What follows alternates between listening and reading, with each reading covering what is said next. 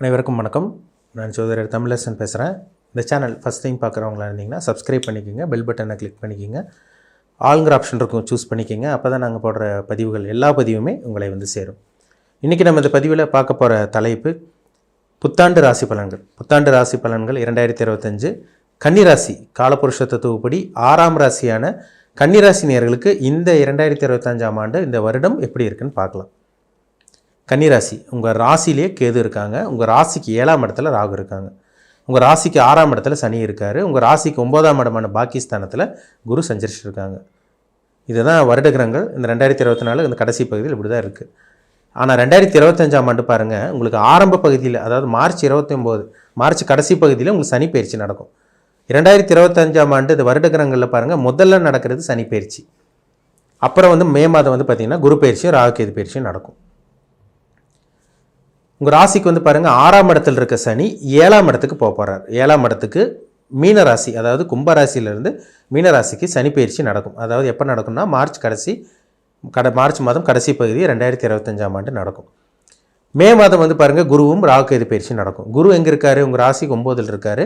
அவர் 10ஆம் இடமான பாகிஸ்தானத்துக்கு, தொழில் ஸ்தானத்துக்கு, அதாவது ரிஷபராசியிலிருந்து மிதுன ராசிக்கு பயிற்சி ஆயிடுவார். ராகு கேது, உங்கள் ஜென்ம ராசியில் இருக்க கேது வந்து பாருங்கள், அவர் வந்து 12ஆம் இடமான விரைஸ்தானத்துக்கு சிம்ம ராசிக்கு போயிடுவார். ராகு வந்து 7ஆம் இடத்துல இருக்கிற ராகு வந்து பாருங்கள் 6ஆம் இடத்துக்கு கும்பராசிக்கு வந்துடுவார்.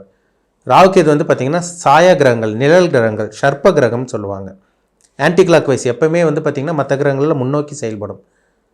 ஆனால் ராகு கேது எப்போவுமே வக்ர நிலையில் தான் இருப்பாங்க. எப்போவுமே ஆன்டி கிளாக் வைஸ் பின்னோக்கி தான் செயல்படுவாங்க.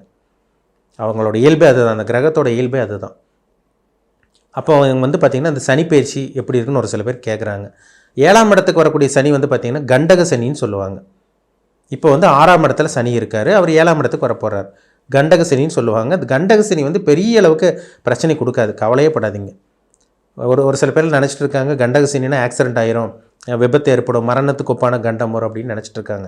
அப்படியெல்லாம் கிடையவே கிடையாது. ஒரு மனுஷனுக்கு வந்து 7.5 சனியில் ஜென்ம சனியும் அஷ்டம சனியும் தான் ஒரு மனுஷனோட வாழ்க்கையை புரட்டி போடும். அதில் தான் ஒரு மனுஷனுக்கு பிரச்சனையே வரும். கண்டக சனியிலலாம் பிரச்சனை வராதுங்க, சின்ன சின்ன பிரச்சனை வரும். மனுஷனாக பிறந்தாலே ஏதோ ஒரு பிரச்சனை, ஏதோ ஒரு கஷ்டம் இருக்க தானே செய்யுது. அதே மாதிரி தான் 7ஆம் இடத்துல சனி வந்து சின்ன சின்ன பிரச்சனைகள் கொடுக்கும், ஆனால் பெரிய அளவுக்கு பாதிப்பு இருக்காது. என்னென்னா பார்த்தீங்கன்னா, உங்கள் ராசிக்கு 7ஆம் இடத்துல இருக்க சனி உங்கள் ராசியை பார்ப்பார். உடல் ஆரோக்கியத்தில் சின்ன சின்ன பிரச்சனை வரும். நீங்களே பிடிவாத குணம், உங்களுக்கு பிடிவாத குணம் அதிகரிக்கிற மாதிரி வரும். இந்த காலகட்டங்களில் அதிகமாக பிடிவாதம் பிடிப்பீங்க. ஒரு சில பேருக்கு உடல் ஆரோக்கியத்தில் சின்ன சின்ன பாதிப்பு வரும். திருமண விஷயத்தில் சில மனக்கசப்பு வரும், அவ்வளோதான். மற்றபடி பெரிய பிரச்சனைகளோ, இந்த உயிருக்கு ஆபத்தான விஷயங்கள், கண்டங்கள், இந்த மாதிரி விஷயங்கள்லாம் வராதுங்க, சரிங்களா? ஏன்னா கண்டக சனின்னா கண்டத்தை கொடுக்கும்னு நினச்சிட்டு இருக்காங்க. அப்படி கிடையவே கிடையாது. திருமணத்தில் பிரச்சனை கொடுக்கும், கூட்டு தொழிலில் கவனமாக இருக்கணும். மற்றதெல்லாம் உங்களுக்கு பணப்பிரச்சனை அதெல்லாம் உங்களுக்கு கொடுக்காது உங்களுக்கு சனி. ஏன்னா உங்கள் ராசிக்கு வந்து சனி வந்து பாருங்கள், அவர் 5 மற்றும் 6ஆம் அதிபதி, அவர் 7ஆம் இடத்துக்கு தான் போகிறார். அதனால் பெரிய அளவுக்கு கண்டிப்பாக பாதிப்பு இருக்காது, பயப்பட வேண்டாம். இப்போ வந்து குரு பயிற்சி, குரு உங்கள் ராசிக்கு எங்கே இருக்கார்? உங்கள் ராசிக்கு 9ஆம் இடமான பாகிஸ்தானத்தில் இருக்கார். அவர் 10ஆம் இடத்துக்கு வந்துடுவார். 10இல் குரு வந்தால் பதவி பறி போயிடும் அப்படின்னாலாம் சொல்லுவாங்க. அப்படி கிடையவே கிடையாது. ஏற்கனவே நிறைய பதிவில் சொல்லியிருக்கேன். 10இல் குரு வந்தால் ஒரு சில பேருக்கு ப்ரொமோஷன் கிடச்சிருக்கு, வேலையை மாற்றுவாங்க, அவ்வளோதான், தொழிலை மாற்றுவாங்க. பதவி பறிப்பவங்கன்னா இருக்கிற வேலையை விட்டு வேறு வேலைக்கு போக போகிறாங்க, இருக்கிற தொழில் விட்டு வேறு தொழில் ஆரம்பிக்க போகிறாங்க, அவ்வளோதான் வித்தியாசம்.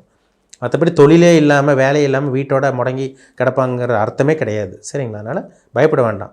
9இல் இருக்க குரு 10ஆம் இடத்துக்கு போகிறார். உங்கள் ராசிக்கு வந்து குரு யார்? 4 மற்றும் 7ஆம் அதிபதி. அவர் 10ஆம் இடத்துக்கு போகிறார். அவர் 4ஆம் இடத்தை பார்க்க போகிறார். அப்போ என்ன நடக்கும்? வண்டி வீடு வாகனம் வாங்க போகிறீங்க இந்த காலகட்டம்.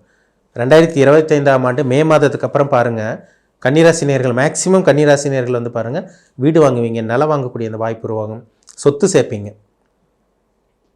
ஒரு சில பேருக்குலாம் அம்மாவோட பூர்வீக சொத்து கிடைக்கும், திருமணம் நடக்கும். ஏன்னா 7ஆம் அதிபதி 10ஆம் இடத்துல இருக்கார். அதனால் கன்னிராசினியர்களுக்கு 2025ஆம் ஆண்டு மே மாதத்துக்கு அப்புறம் நிறைய நல்லது நடக்கும், திருமணம் நடக்கும். ஒரு சில பேருக்கு அந்த காலகட்டங்களில் புத்திர பாக்கியம் கிடைக்கும், உங்களுக்கு எல்லாம் நடக்குங்க. அதனால் சாதகமான ஒரு அமைப்பு தான். தொழில் ஆரம்பித்து பிஸ்னஸ் அப்படியே போயிட்டு இருக்கவங்களுக்கு கொஞ்சம் இம்ப்ரூவ்மெண்ட் அதிகமாக இருக்கும். தொழிலை மாற்றணும்னு நினைக்கிறீங்களா? தாராளமாக மாற்றலாம், அதுக்குண்டான காலகட்டம் தான். வேலையை மாற்றணும்னு நினைக்கிறீங்களா? தாராளமாக மாற்றலாம். ஏன்னா 10இல் குரு இருந்துச்சுன்னா நல்ல வேலை, நல்ல பதவி உயர்வு, இந்த மாதிரி விஷயங்களை கண்டிப்பாக கொடுக்கும். அதனால் 10இல் குரு வந்துச்சுன்னா பதவி பறி போயிடும், வேலை பறி போயிடும், வேலை இழந்துருவோம், தொழில் இழந்துருவோம்னு நினைக்காதீங்க. அது தவறான ஒரு விஷயம். கண்டிப்பாக 10ல் குரு இருக்கிறனால, ஒரு ஒளி கிரகம் 10ல் இருக்கிறனால தொழில், வேலை, வியாபாரம், விவசாயம் பண்ணிகிட்டு இருக்கவங்களுக்குலாம் நல்ல ஒரு வளர்ச்சி, முன்னேற்றம் கண்டிப்பாக இருக்கும். உங்கள் ராசிக்கு வந்து பாருங்கள், ராகு கேது பயிற்சி. கேது வந்து 12க்கு போயிடுறாரு, சிம்ம ராசிக்கு வர்றாரு. ராகு வந்து 7ஆம் இடத்துல இருக்கிற ராகு வந்து 6ஆம் இடத்துக்கு வர்றாரு. அப்போ 6ஆம் இடத்துக்கு ராகு வர்றது நல்லது. பொதுவாகவே 6ஆம் இடத்துக்கு செவ்வாய், சூரியன், சனி, ராகு, கேது இந்த கிரகங்கள், பாவ கிரகங்கள் வர்றது 6ஆம் இடத்துக்கு வர்றது நல்லது. ஏன்னா 6ஆம் இடங்கிறது ருண, ரோக, வம்பு, வழக்கு, சத்துருஸ்தானம் சொல்லுவாங்க. கடன் இல்லாத வாழ்க்கை, நோய் இல்லாத வாழ்க்கை, கஷ்டம் இல்லாத வாழ்க்கை, வம்பு வழக்கு பிரச்சனை இல்லாத வாழ்க்கை இந்த 6ஆம் இடத்துல இருக்கிற ராகு கண்டிப்பாக ஏற்படுத்துவார். 6ல் ராகு வந்துட்டால் என்ன பண்ணுவார்னா, கடன் இருக்காது, கடன் கம்மியாகும், நோய் கம்மியாகும். ஏன்னா இதுக்கு முன்னாடி உடம்புல ஏதோ ஒரு ட்ரீட்மெண்ட் அதாவது பிரச்சனைலாம் இருந்தது பார்த்திங்களா, அதெல்லாம் கொஞ்சம் கம்மியாகும். ஏன்னா சனி 7ஆம் இடத்துலேருந்து ராசி பார்க்குறதுனால சின்ன சின்ன உடல் உபாதைகள், டயர்ட்னஸ், சோம்பேறித்தனம் இதெல்லாம் கொடுத்தாலும் பெரிய அளவுக்கு வியாதியை கொண்டு போக மாட்டார் ராகு. ஏன்னா ராகு 6ல் இருக்கிறனால கண்டிப்பாக வியாதி கண்ட்ரோல் வச்சுருப்பார். ஒரு சில பேர் பெரிய வியாதிகள், தீராத வியாதி இருந்தவங்க கூட ரெக்கவராகி வெளியே வருவீங்க, ரெக்கவராகி வெளியே வரக்கூடிய வாய்ப்பு உருவாகும்.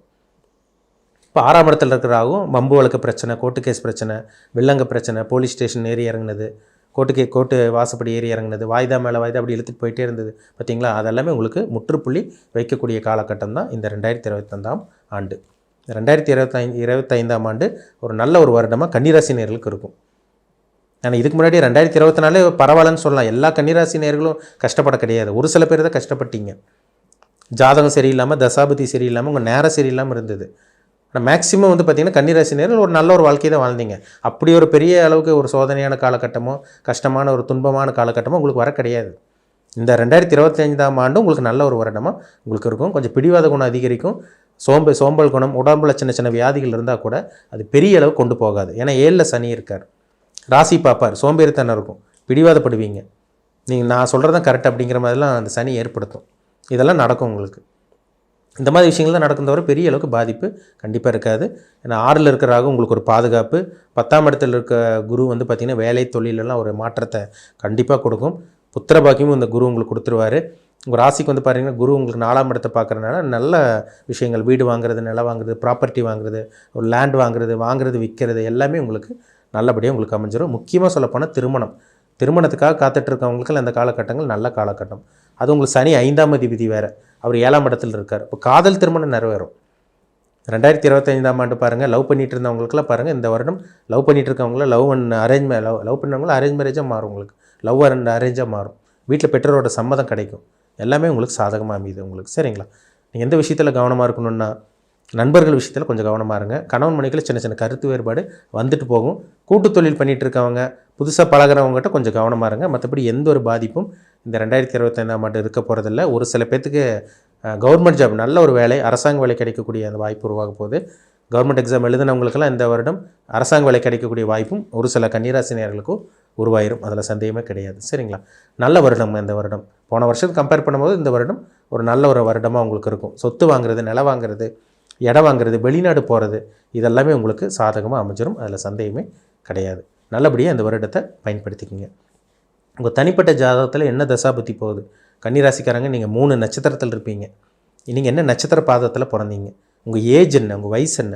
நீங்கள் என்ன அனுபவிக்க போகிறீங்க? இனிமேல் உங்கள் வாழ்க்கை என்னென்னலாம் அனுபவிக்க அந்த கர்மா அமைப்படி நீங்கள் என்னெல்லாம் அனுபவிக்க போகிறீங்க? நல்ல கர்மாவில் பிறந்திருக்கீங்களா, கெட்ட கர்மாவில் பிறந்திருக்கீங்களா? அதுதான் ரொம்ப முக்கியம். ஒருத்தங்க நல்ல கிரகத்தோட தசாபுத்தி நடந்தால் அவங்க நல்லது நடக்கும், நல்ல கர்மாவில் இருக்காங்கன்னு அர்த்தம். கெட்ட தசாபுத்தி நடந்துட்டு இருக்கவங்களுக்கு கெட்ட கர்மாவில் இருக்காங்கன்னு அர்த்தம், கெட்டது நடக்கும். அதுதான் வித்தியாசம். சரிங்களா? 6ஆம் அதிபதி 8ஆம் அதிபதி லக்ன அவயோகங்களோட தசாபுத்தி நடக்காமல் லக்ன சுபர்களோட தசாபுத்தி நடந்துச்சுன்னா அவங்க கொடுத்து வச்சவங்கன்னு அர்த்தம். அவங்க தான் புண்ணியம் பண்ணியிருப்பாங்க போன பிறவியில்.